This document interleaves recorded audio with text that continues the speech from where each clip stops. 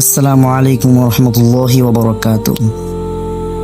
হে মানুষ, আজ তুমি দুনিয়ার আলোতে হাঁটছো, খাচ্ছ, ঘুমাচ্ছ, কিন্তু জানো কি, একদিন এই চোখ বন্ধ হয়ে যাবে, দুনিয়ার সব আলো নিভে যাবে, আর তখন তোমার ঠিকানা হবে অন্ধকার কবর। কবর এমন এক জায়গা যেখানে কেউ তোমার সাথে থাকবে না, না বাবা, না মা, না সন্তান, একমাত্র সঙ্গী হবে তোমার আমল। রাসূলুল্লাহ সাল্লাল্লাহু আলাইহি ওয়াসাল্লাম বলেছেন, যখন মানুষকে কবরস্থানে রাখা হয় তখন তার কবর তার সাথে কথা বলে। যদি সে সৎ হয়, কবর তাকে বলে, তুমি স্বাগতম, তুমি আমার কাছে প্রিয়।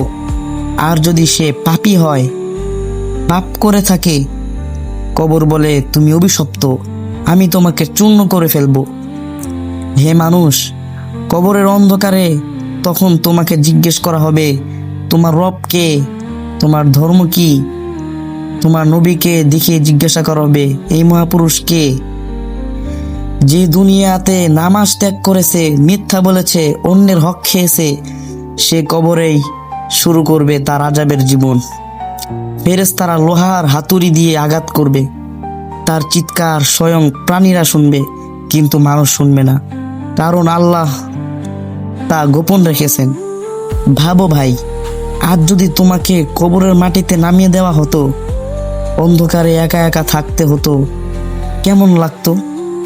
এই কবরের আযাব থেকে রক্ষা পাওয়ার একমাত্র উপায় হলো নামাজ কায়েম করা, তওবা করা, হারাম থেকে দূরে থাকা এবং আল্লাহর জিকিরে মুখ ভরিয়ে রাখা। দুনিয়া ক্ষণস্থায়ী, কবর স্থায়ী নয়, কিন্তু এখান থেকেই শুরু হবে চিরস্থায়ী জীবন। তাই আজই ফিরে আসুন আল্লাহর পথে, কারণ হয়তো আজ রাতেই হতে পারে আপনার শেষ রাত।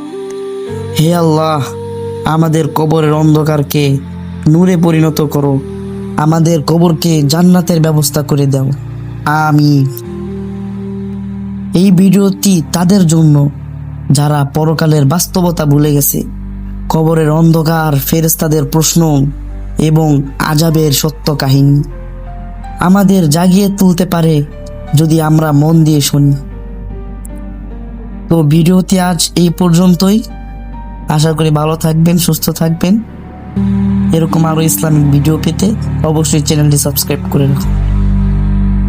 আল্লাহ সবাইকে হেফাজত করুক, আমিন। আসসালামু আলাইকুম।